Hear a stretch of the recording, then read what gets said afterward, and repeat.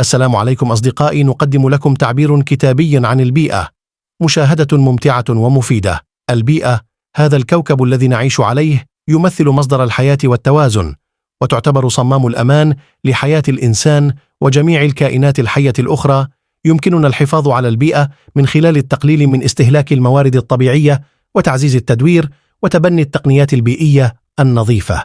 كما يجب علينا حماية التنوع البيولوجي والحفاظ على الغابات والمساحات الطبيعية.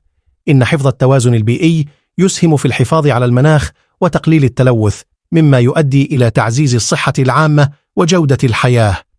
في الختام، لنكن أوعى لتأثيرات أفعالنا على البيئة، ولنتحد معا من أجل الحفاظ على هذا الكنز الذي نستمد منه حياتنا ورفاهيتنا.